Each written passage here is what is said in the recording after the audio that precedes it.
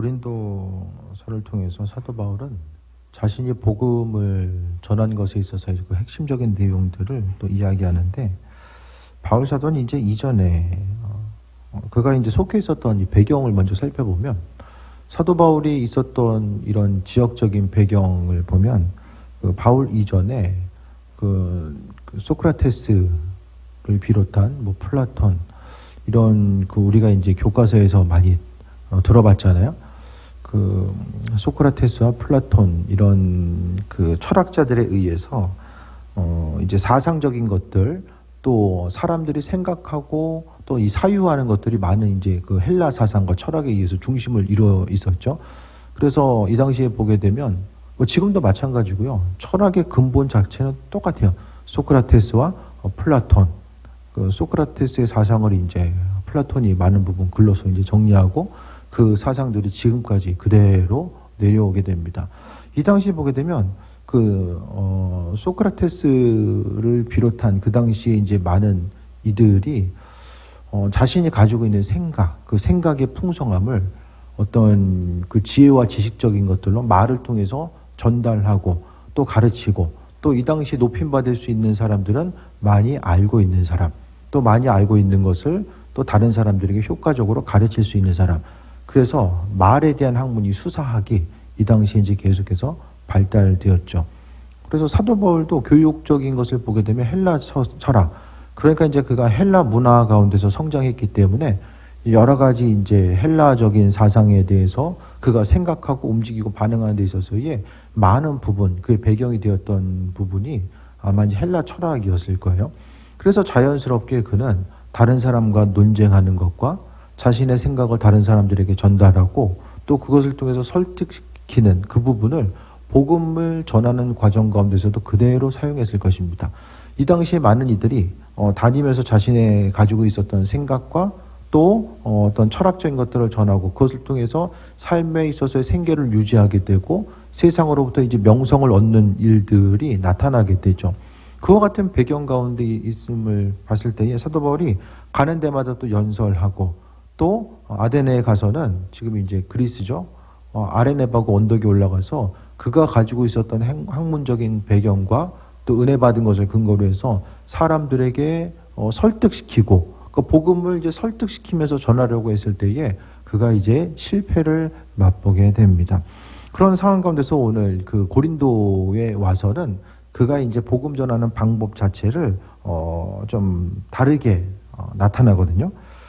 2장 1절 보면, 형제들아 내가 너에게 나아가 하나님의 증거를 전했을 때에 말과 지혜의 아름다운 것으로 아니하였느니, 말과 지혜가 아름다운 거예요. 이 당시 보게 되면 말을 잘하는 사람, 그러니까 세상 가운데 인정받는 사람, 그 인정받는 사람이 말 잘하는 사람이고 또 지혜가 있는 사람. 말을 잘한다라는 것은 머리가 비어 있는데 말을 잘할 수는 없잖아요.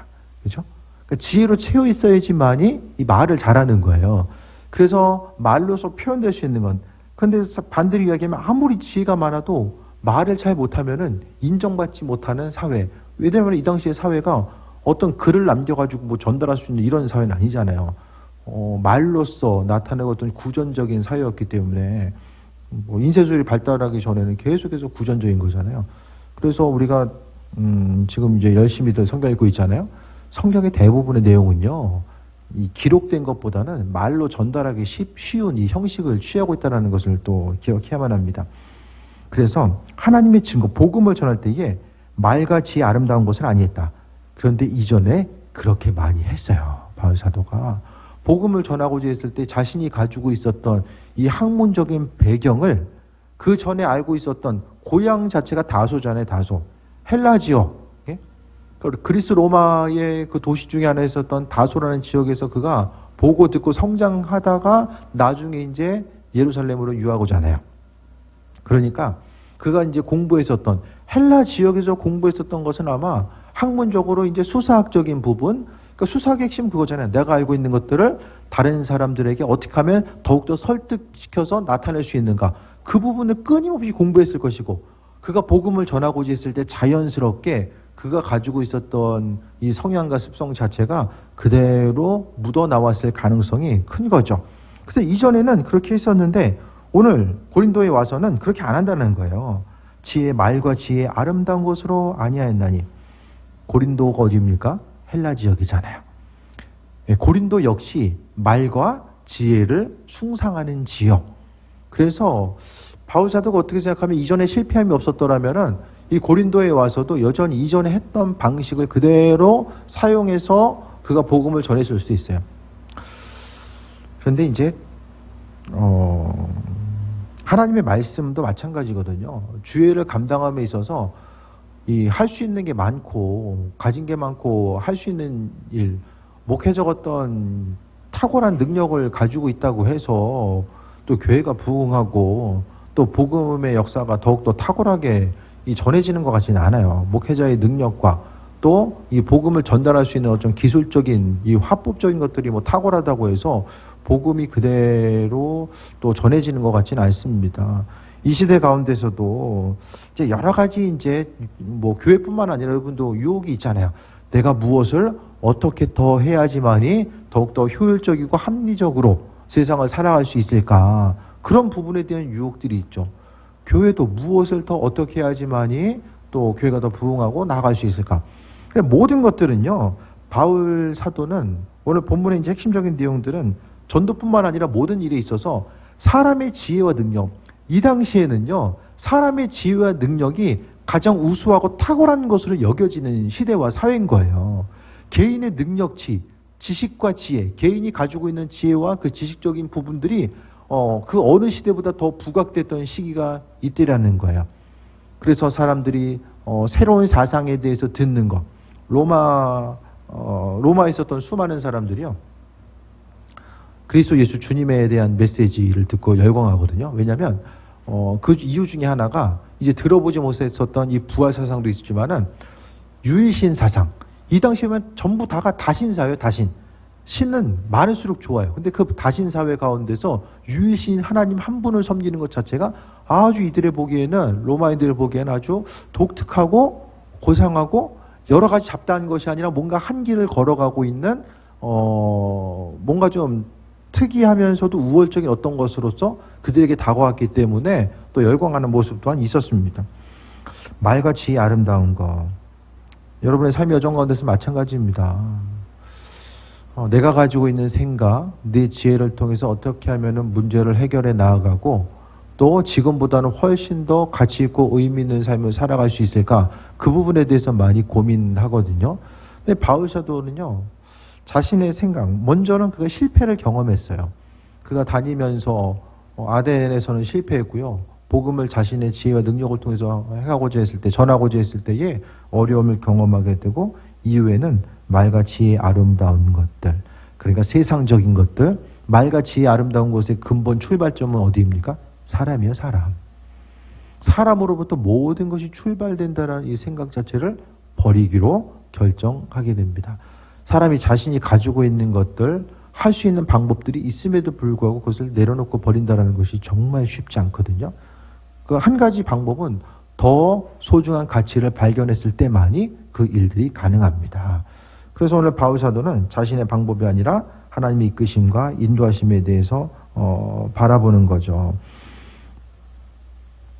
이 당시에는 어쨌든 다른 사람보다 더 나은 지혜를 간구하는 사람을 아주 신령한 사람, 뭔가 독특하고 우월한 사람으로 여겼는데, 그것이 아니라 사도 바울이 오늘 강조하고 있는 건요, 성령의 능력을 강조하고 있어요. 한마디로 오늘 고린도 교인들에게 지혜와 지식적인 것들, 경험, 말 잘하는 것이 우월한 것으로 여겨지고 있는 이때에 그게 중심이 아니라 성령 충만함과 인도하심 받아 나아가는 것이 가장 중요하다는 사실에 대해서 말씀하고 있습니다. 그러니까 항상 이제 우리가요, 세상적인 조건은요, 지혜와 말하는 것, 겉으로 보기에 좀 그럴듯해 보이고, 어떤 세상을 살아감에 있어서의 좀 온전해 보이고 완전해 보이는 이런 틀이 있고 이런 프레임들이 있잖아요. 근데 많은 부분에 있어서 우리도 그 틀 가운데 갇혀서 살게 되거든요. 누군가 사람을 만난다라고 할지라도 뭔가 조금 더 전문적인 지식을 가지고 있는 사람을 신뢰하고 조금 더 지식 있는 사람들에 대해서 이 신뢰하는 그런 부분들이 있잖아요. 그래서 기도하는 것보다는 내가 가지고 있는 어떤 지식적인 것들, 그러니까 신앙인으로서 항상 돌아봐야 될 것은 내가 가지고 있는 능력보다 하나님의 지혜와 능력이 훨씬 더 탁월하다는 사실에 대해서 인정하고 내 인생 가운데 그분께서 행하고 계신 일들을 아주 유심히 바라보면서 나아가야만 합니다. 그래서 우리가 보여지는 거, 들려지는 거, 그냥 세상 가운데 어떤 그 틀 가운데 익숙하게 살아가다 보니까 그냥 그것이 전부이구나. 그러니까 세상적인 거, 내가 세상을 살아감에 있어서 신앙임에도 불구하고 하나님의 능력과 인도하심을 통해서 준비하고 계획하고 기도하면서 살아가기보다는 오히려 눈에 보이는 것에 대해서 의지하고 지식적인 것, 세상에 속해 있는 어떤 것들에 대해서 계속해서 의지하면서 살아갈 때가 많이 있습니다. 근데 신앙인들에게 중요한 건요, 질문을 해야 돼요. 질문. 그래서 신앙생활하면서 제가 아주 질문하는 거 아주 많이 강조하거든요. 그 믿음 생활하면서 어떻게 신앙생활을 해야 되는가, 말씀이 들려졌을 때에 그것에 대해서 고민하는 거죠. 이것이 정말 맞는 것인가, 하나님 마음에 합한 것인가, 성경에 나와 있는 것들, 이 말씀이 내 삶의 전 가운데 어떻게 이제 적용되어지고 그 말씀을 통해서 어떻게 살아가야 되는가. 그러니까 세상에서 아주 익숙해 있었던 패턴들이 있잖아요. 인생은 이렇게 사는 것이 가치 있고 의미 있는 삶이고 또 이 시간을 이렇게 보내는 것이 맞다라고 이야기하는 수많은 것들 가운데서 정말 그것이 맞는가, 그것에 대해서 우리는 질문할 수 있어야 돼요. 이 당시에 보면요, 사도 바울은 자신이 가지고 있는, 알고 있었던 수사법을 통해서 가지고 있는 이 복음을, 그리스도 예수에 대해서 전하는 것이 세상적인 가치와 방법 가운데 있어서는 그게 가장 탁월한 거예요. 성령의 인도하심을 모르는 이들에게 있어서 그것이 가장 탁월한 방법이죠. 얼마나 많이 연구했겠습니까? 수백 년 동안, 수백 년을 이제 소크라테스 이후에 이 수사학, 이것 자체가 수백 년을 이어져서 만들었고 수백 년의 기간 동안에 조금씩 덧붙였겠죠. 수사학적인 면들이, 사람을 설득하는 기술들이 조금씩 덧붙여진 거예요. 계속해서 덧붙이면서 수백 년을 왔고, 아마 사도 바울 그 당시에는 다른 사람들 설득하는 이 기술 자체가 아마 상당 부분 좀 진전돼 있는 이런 상태로 왔을 거예요. 근데 세상적인 방법은 그거 의지해서 전해야 되는데 그게 아니라 사도 바울은 그것을 내려놔요. 우리의 삶의 모습 역시 마찬가지입니다. 이렇게 전하는 게 맞는 것인가? 이렇게 신앙생활하는 것이 맞는 것인가를 질문해야 돼요. 네. 세상에서는 질문하는 거 별로 안 좋아하잖아요. 익숙한 틀 가운데 살아가는 것이 훨씬 더 서로 이제 편하다고 생각하지, 질문하는 것 자체를 안 좋아하잖아요. 어떠십니까? 누가 질문하는 거 아주 좋아해서요? 다른 사람들이 누군가 계속해서 질문하는 거?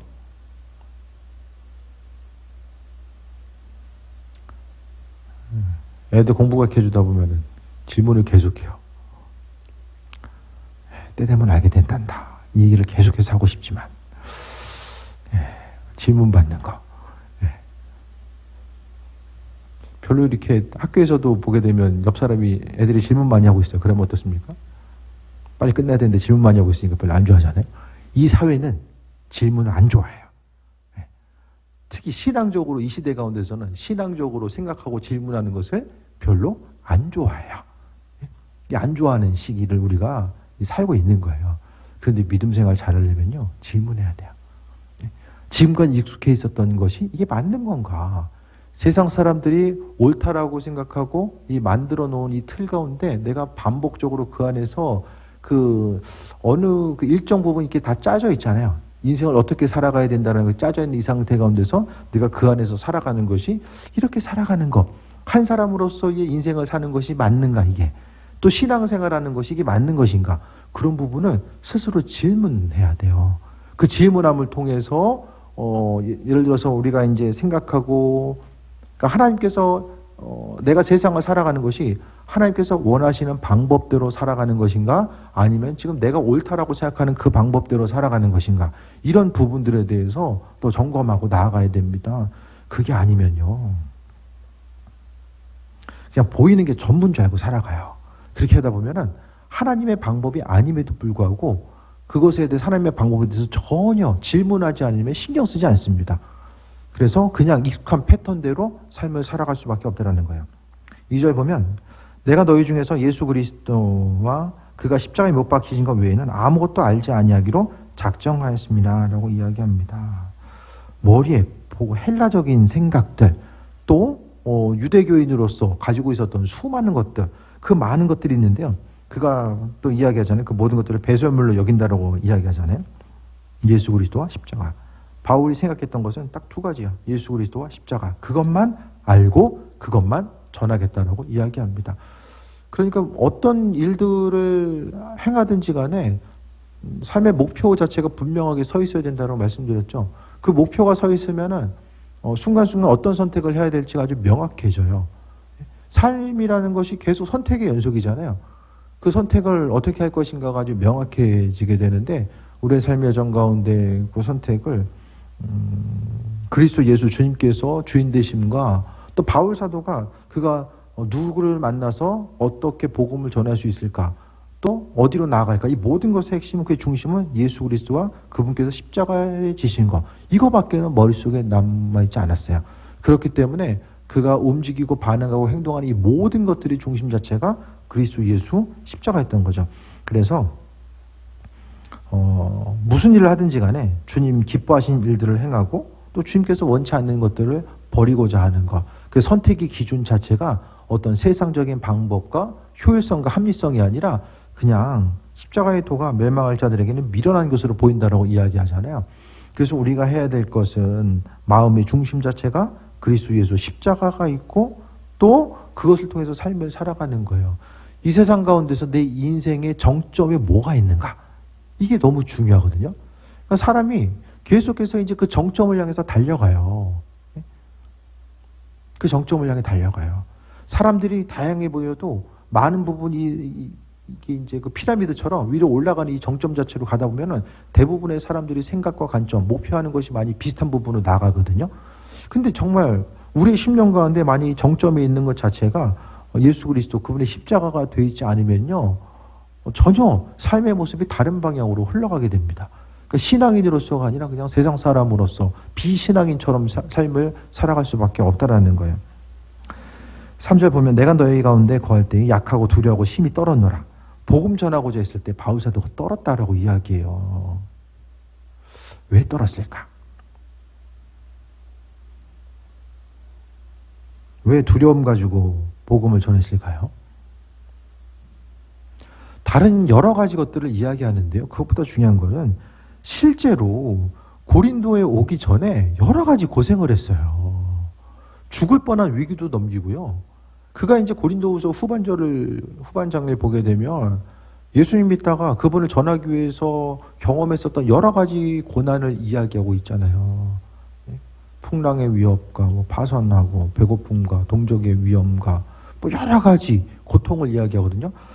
그러니까 그가 세상적인 그 수사학을 의지해서 복음을 전했을 때에 열매도 있었지만 많은 부분 그가 이제 고난과 고통을 경험하게 됩니다. 쫓겨다니는 그 수많은 상태, 그 복음을 전하면서 고난 가운데 있고 두려운 마음이 그 심령 가운데 있었다라는 거예요. 우리가 생각하기에 바울 사도가 이 다메섹 도상에서 이 말 타고 가다가 예수님 만나고 나서 그 이후에 전혀 이제 사람이 완전히 개조돼가지고 그냥 컴퓨터 업그레이드 하는 것처럼 그냥 칩 하나 갈아 끼는 것처럼 완전 딴 사람으로 완전히 개조돼가지고 그냥 물불 안 가리고 그냥 앞으로 나아갔다. 이렇게 생각하면 안 됩니다. 그가 그리스도 예수를 받아들이고 복음을 전하는 과정 가운데서 여러 가지 인간적인 아픔과 고통 자체가 그의 삶의 여정 가운데 계속해서 이제 공존한 거죠. 고통이 그의 삶의 여정 가운데 공존하고 있었어요. 그래서 복음을 전함에 있어서 여러 가지 환난과 어려움이 있었고 분명히 그에게도 두려움이 있었다라는 거예요. 헬라 도시를 다니면서 고통이 있었고 오늘 고린도도 마찬가지입니다. 고린도라는 지역 자체가 뭔가 좀 사정과 형편이 낮고 사람들의 생각 자체가 아주 고상한 복음 전하기 쉽고 편안한 상태에 있었던 것이 아니라 이곳 역시 그 로마의 인구를 분산시키기 위한 하나의 위성 도시의 개념으로서 존재하고 있었고요. 그 다른 그 헬라 도시가 가지고 있었던 플랫폼을 동일하게 가지고 있었기 때문에 이곳에서도 역시 고난과 환난과 어려움을 당할 그런 그 여지 자체가 아주 충분했던 거죠. 그래서 그래서 고난에 대해서 생각했을 때에 그리스도 예수를 잘 믿었기 때문에 그가 아주 고난에 익숙해서 어떤 사정과 형편을 만나든지 간에 어떤 고난을 만나든지 간에 아랑곳하지 않고 끝까지 그냥 아주 철인과 같은 믿음을 가지고 그가 복음 전했다? 그렇게 보면 안 돼요. 그의 심령 자체를 분명하게 표현하고 있습니다. 그래서 자신의 육신의 연약한 모습, 성령 충만함의 모습, 영적으로는 행해야 될 바가 무엇인지를 알고 있는데 이 육적인 연약함 때문에 고민했었던 그의 여러 가지 고민의 흔적들 자체가 이 바울 사도의 서신을 통해서 여러 군데 이제 표현됩니다. 너희 가운데 거할 때에도 약하고 두려워하고 힘이 떨었다라고 자신의 상태를 또 고백하고 있습니다. 그러면서 자신의 약함 자체, 그러니까요, 스스로의 연약함을 자각하는 순간은요, 하나님의 도우심과 인도하심, 내 인생 가운데 왜 주님이 필요한가? 고난의 순간엔요, 왜 내 인생 가운데 주님이 필요한가? 그것이 더 이제 자각될 수밖에 없는 순간이죠. 모든 것이 쉽고 편안하고 아무런 기도 제목도 없고, 그 신앙적으로 자각하기가 너무 힘들어요. 저는 불가능하다고 봐요, 거의. 고난 없이 그리스도 예수께 돌이키고 삶에 있어서의 끊을 거를 끊고 주님 원하시는 대로 믿음의 삶을 살고 믿음으로 순종한다는 것 자체가 거의 불가능하지 않나 생각합니다. 그렇기 때문에 사람들에게 하나님의 때 또 하나님의 방법에 대해서 주시기 위해서 순간적으로 고통을 허락해 주시는 거죠. 그래서 우리가 잊지 말아야 될 것은 고난받기 전에 주님의 뜻과 인도하심이 무엇인지 알고 믿음으로 순종하고 반응하는 그 온전한 삶의 모습이 구비되어야 됩니다. 고난의 때가 이르게 되면요, 힘들잖아요. 어려움이 있고 힘들어요. 내 생각과 의지를 내려놔야 되고요. 하나님께서 그냥 두면은 하나님의 열매도 없고 주님부터 받을 것도 없고 그냥 부끄럽게 구원을 받을지 모르겠지만 아무 상급도 없다라고 한다면 하나님의 사랑이요, 때로는 징계로서 나타날 때도 있잖아요. 그러니까 먼저 돌이킴을 향해서 나아가는 거, 심령 가운데 연약함의 때에는, 고통과 어려움의 때에는 하나님께서 하나님의 방법대로 우리를 다루어 가시는 그런 때라는 사실에 대해서 지난 주일날도 말씀드렸던 것처럼 그럴 수 있고, 또 우리의 연약함 자체, 그러니까 지혜로운 사람은요, 내가 누구인지를 알아요. 고난을 만나기 전에 내가 누구인지를 알아요. 그러니까 먼저 명확하게 해야 될 것은 내가 주인이냐 종이냐, 이걸 먼저 명확히 해야 돼요. 주인은 주인이 하고 싶은 대로 살아요. 신앙인으로서 주인이면요, 하나님이 주인이 아니면은 내가 하고 싶은 대로 살아요. 말씀에 대한 순종감도 없고. 신명기 말씀을 보다 보면요, 다른 데도 마찬가지지만 성경을 통해서 말씀 순종을 얼마나 강조하고 있습니까? 정말 두려울 정도로 강조하고 있어요. 하나님 말씀에 대한 순종 자체를요, 심령이 두려울 정도로 강조하고 있어요. 말씀에 대한 순종 자체에 대한 축복 자체를 언급하고요, 순종에 대한 축복과 반대로 순종하지 않았을 때의 저주의 내용이 아주 상세하게 기록되어 있습니다. 신명기서를 상황이 되시면 다시 한번 좀 깊게 한번 읽어보세요. 그 모든 것, 하나님께서 누리게 하시는 것과 또 누리지 못하게 하시는 것의 차이는 오로지 단 한 가지, 말씀에 대한 순종의 유무에 달려 있습니다. 그러니까 당장 보이는 것이 변함이 없다라고 해서 익숙한 환경 가운데 산다라고 해서 그게 전부가 아니라, 정말 하나님의 지혜가 있는 사람은요, 하나님께서 내 삶의 여정 가운데 무엇을 원하고 계시고 무슨 일을 행하고 계시는가, 그것에 대해서 온전히 자각하고 나아가게 됩니다. 그래서 내가 지금 주인인가 종인가, 그걸 분명히 알아야 돼요. 내가 주인인가 종인가. 결론은 한 가지입니다. 말씀대로 순종하면 난 종이고요, 순종하지 않으면 내가 주인이에요. 내가 뭐 교회를 다니고 얼마나 눈에 보이는 어떤 신앙적인 행동이 있든지 간에 내가 순종하지 않으면 그건 주인인 거예요, 주인. 그러니까 오히려 주인인데 종의 행세를 하거나 그런 것에 대해서 하나님께서 기뻐하지 않는 내용 또한 예언서를 통해서 얼마나 많이 보여요.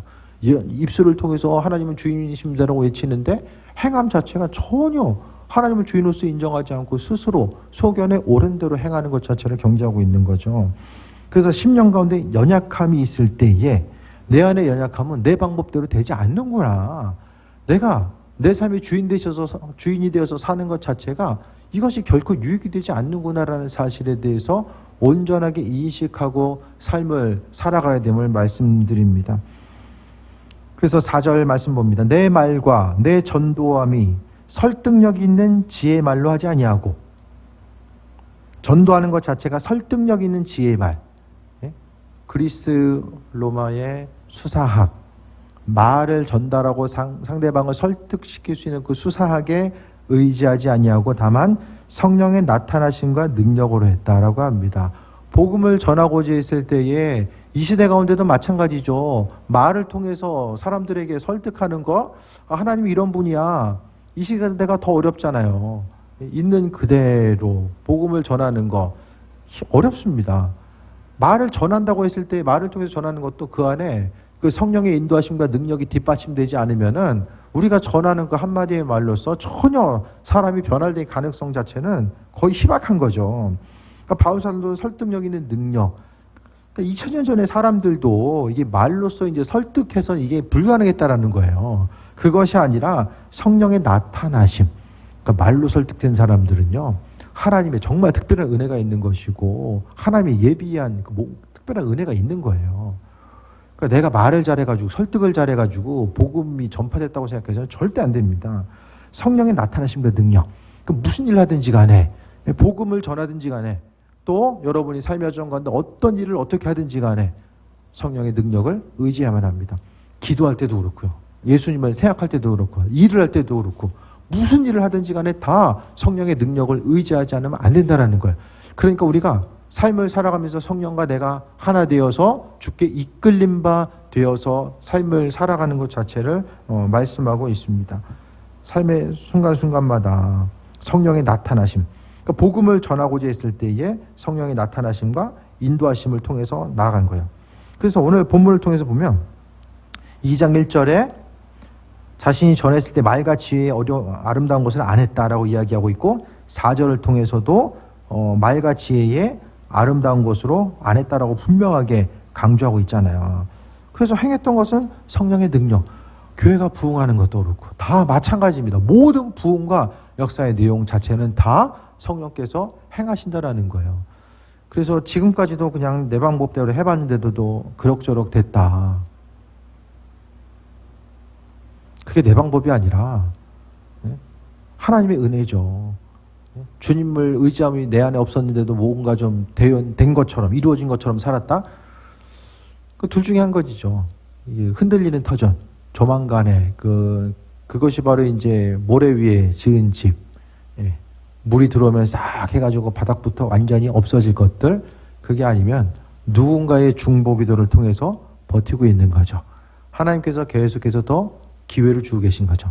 누군가의 중보기도 때문에 기회를 주시는 거죠. 근데 시간이, 성경에 보면 시간이 이제 어느 한계점이 다다를 때가 분명하게 있어요. 그래서 우리가 항상 잊지 말아야 될 것은 주의 도우심과 인도하심, 항상 생각하고 고민해야 돼요. 목회하는 것도, 목회도 이제 계속해서 주어진 틀이 있잖아요. 계속해서 그냥 반복하다 보면 거의 뭐 이제 직장 생활하는 것처럼 돼버릴 수밖에 없거든요. 그러니까 말씀 붙들고 계속해서 이제 하나님과 나와의 1대1의 관계성 가운데서, 그러니까 저도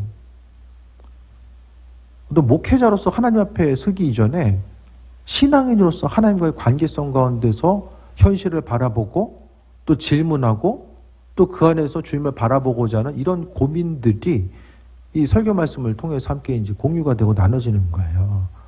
그래서 우리가 삶을 살아가면서 내 생각과 의지, 그러니까 하나님은 절대로 속지 않습니다. 속지 않아요. 입술로서 주님에 대해서 주인이라고 고백한다면, 기도할 때 주님으로서 고백하잖아요. 말은 주님인데 순종함에 있어서 전혀 순종함에 있어서 순종하려면 생각하고 고민해야 되거든요. 세상에 정해진 틀, 관계 가운데서 정해진 틀 가운데서 우리가 순종하려면 고민해야 돼요. 어떻게 순종할 수 있을지 고민해야 돼요. 그 고민 없이 순종할 수 있습니까? 고민하다 보면요, 때로는 하기 힘든 거 해야 될 때가 있고요, 하기 싫은 거 해야 될 때도 있어요. 근데 고민하지 않으면요, 전혀 그것을 행하고자 하는 그런 동기부여가 전혀 안 돼요. 또 하나님 말씀대로 순종함을 통해서 살아갈 수 있는 그런 기회도 없고 그럴 일도 없고 그냥 세상에 정해놓은 틀, 내가 정해놓은 틀 가운데 계속해서 반복해서 하루하루 살다 보면은 그 이후에 이제 영혼의 때가 오는 거죠. 주님 만날 때가 다가올 수밖에 없음을 말씀합니다. 성령의 나타나심과 능력을 했다. 내 인생 가운데 내 주변에서 성령께서 어떤 일을 행하고 계십니까? 그것을 경험하지 못하고 있다고 한다면 불순종의 문제를 돌아봐야 됩니다. 아니 신앙생활 해도 뭐 하나님 내 곁에서 뭘 하시는지 모르겠다. 그러면은 순종의 유무 연결시켜 봐야 돼요. 내가 순종하면요 하나님이 어떤 일들을 행하신지를 알게 돼요. 내 주변에서. 근데 순종함 없이 살다 보면요 그냥 하루하루 사는 것 같은데 주님이 어떻게 일하시는지를 몰라요. 바울 사도 역시 그가 설득력 있는 지혜 말이 아니라 성령 충만함, 성령의 인도하심을 통해 고린도 교회에서 세우고 전도했기 때문에 그가 하나님께서 그의 삶의 여정 가운데 고린도 교회를 향해서 행하셨던 그 일들을 바라보게 된 거죠. 고린도 교회가 문제도 많았지만 여러 가지 다양한 은혜와 역사들, 그러니까 현대 교회에서 나타날 수 있는 여러 가지 것들이 이 고린도 교회를 통해서 펼쳐질 수 있는 거예요. 거기서 하나하나 보고 듣고 배울 수 있는 거죠. 5절 말씀 봅니다. 너희 믿음이 사람의 지혜 있지 아니하고 다만 하나님의 능력이 있게 하려 하노라.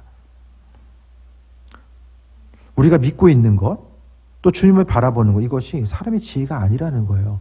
내가 지혜 있어서 조금 더 세상을 쉽고 편안하게 사는 그것이 아니라 우리에게 있어서 중요한 것은 하나님의 능력, 4절에 나와 있는 성령의 나타나심과 능력, 5절에 있는 하나님의 능력. 그러니까 복음을 전하든 무슨 일을 어떻게 하든지 간에 하나님의 능력을 통해서 우리가 경험해야 되고, 하나님의 능력은 믿음으로 순종하는 사람들, 순종하는 사람들은 고민하는 사람들, 하나님 말씀 때문에 고민하는 사람들, 그들에게 주어진다는 거예요. 구약의 말씀 보면 순종하면 복 주고 뭐 불순종하면 아무것도 없다. 이게 기계적으로 그냥 반복적으로 그런가 보다 하고 이게 아니라 그 안에서 지금 계속해서 하나님께서 말씀을 통해서 강조하고 계신 이유가 뭘까? 모세오경부터 보면 창세기부터 계속해서 보게 되면 어떻습니까? 순종함을 계속해서 강조하고 있잖아요. 다른 거 말씀하는 게 아니라 순종. 계속해서 순종해라. 말씀에 대해 순종 계속해서 이야기하잖아요. 왜 이야기합니까? 그만큼 사람의 머리 구조와 습성이 순종하기 힘들기 때문에. 불순종하면은 하나님 주신 것들을 누리지도 못하고, 순종하면은 아버지께서 예비하신 모든 것들을 우리가 누릴 수 있는 것. 그래서 그리스도 예수를 경험하느냐 경험하지 못하냐, 그것은 내 생각과 방법을 내려놓고 주님의 방법대로 삶을 살아갈 것인가, 그것에 대해서 이야기하는 거죠. 여러분 스스로 답을 얻고 좀 나아갔으면 좋겠습니다. 무엇을 순종해야 되고 불순종이 얼마나 두려운 것인지를 깊이 깨달아 알아야 돼요. 하나님께서 주신 것들, 아버지께서 은혜로 주신 것들을 이제 다 뺏깁니다. 불순종하면 하나님 예비하신 것을 다 뺏겨요. 조금씩 뺏기니까 이게 이제 알아차렸을 때쯤 되면 이게 회복이 안 되는 거예요. 있는 거 다 뺏겨가지고 완전히 그 뺏긴 거 이게 바라보기 전까지 육적인 일들은요 바로바로 표가 나요. 영적인 게 두려운 게 뭐냐면요, 잘 표시가 안 나요. 어느 임계점까지 넘어가기 전까지는 이 영적인 것들이 표시가 안 나거든요.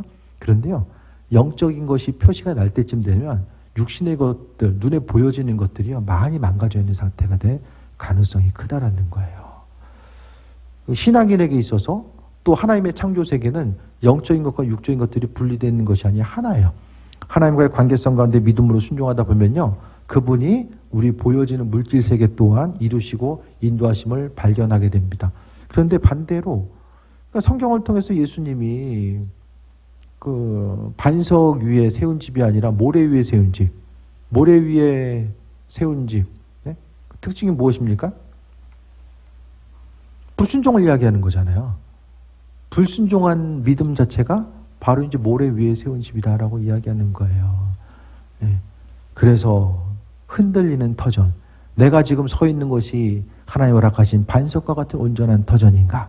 그리스도 예수 주님을 주인으로서 고백하고 삶을 살아감에 있어서 반석 가운데 서 있는가? 아니면은 모래 위에 서 있는데, 모래 위에 집이 세워져 있는데, 주님, 이곳이 좋습니다. 내 인생 평안하고 만족하고 그냥 이 정도는 그래도, 예? 이 정도만 해주셔도 내가 살 것 같습니다. 한 달란트, 두 달란트, 다섯 달란트 받은 자 중에서 주인이 오기 전까지 한 달란트 받은 사람이 제일 마음 편했을 거예요. 고민하지 않아도 되잖아요. 묻어놨는데 뭘 고민해요? 묻은 거 그냥 나중에 파면 되는데 뭘 고민해요? 고민할 게 없어요. 두 달란트, 다섯 달란트 받은 자는 계속 고민한 거예요. 이거 어떻게 남길 수 있을까? 주인이 주셨는데 이것을 어떻게 남길 수 있을까? 그것에 대해서 고민한 거예요.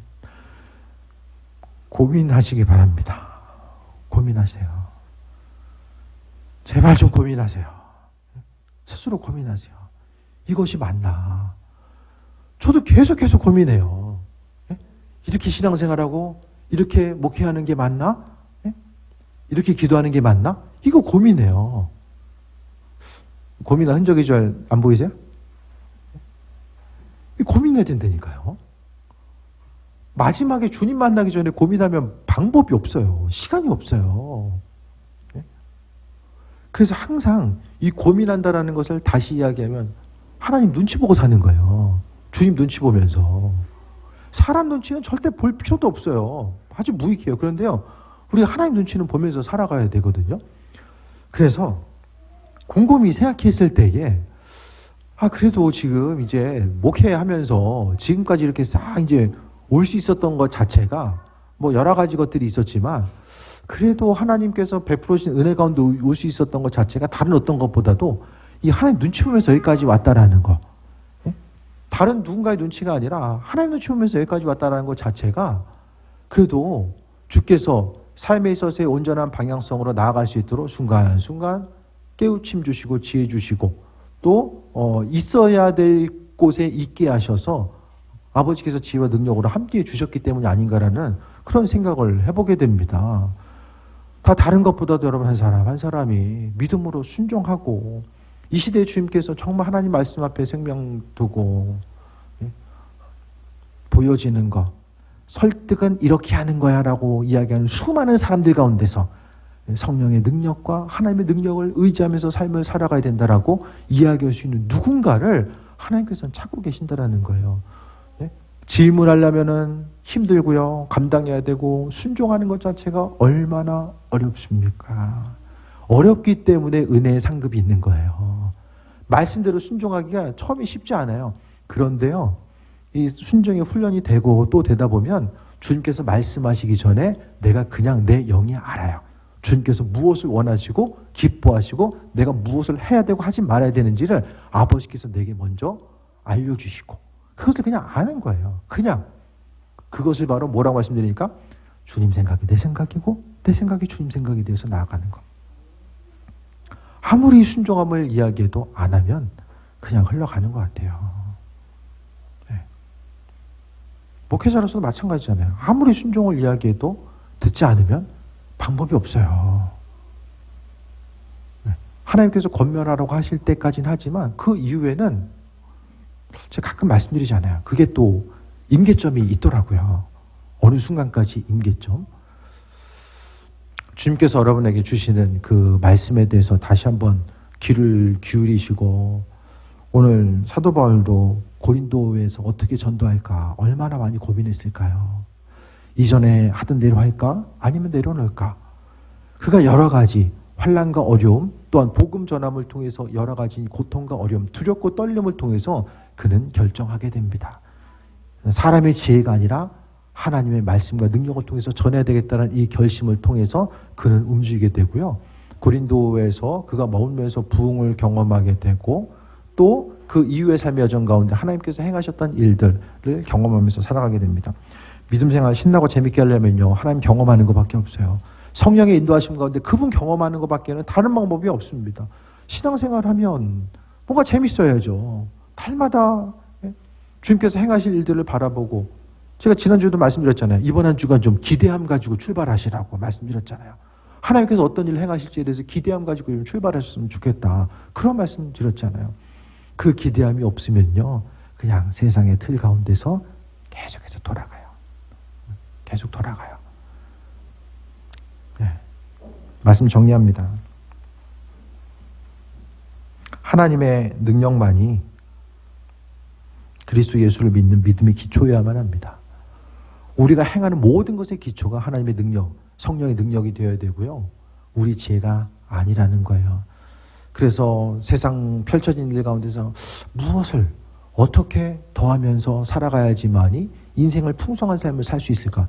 그것보다는요, 아주 단순하게, 정말 단순하게 성령의 능력, 아침에 일을 시작하든 무엇을 중보기를 하든 무슨 일을 하든지 간에 먼저 성령 충만함에 대해서 간구하고 그 일들을 하나하나 행하고자 했을 때에 주께서 은혜 더하시고 함께 하십니다.